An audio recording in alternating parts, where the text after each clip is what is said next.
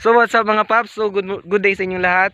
Nandito tayo ngayon sa open place para i-soundcheck itong ating DIY muffler o Charens conical pipe. Kasama natin itong si paring Janos at paring Patrick. Tara, isa-soundcheck natin itong ating pipe. Idle muna natin.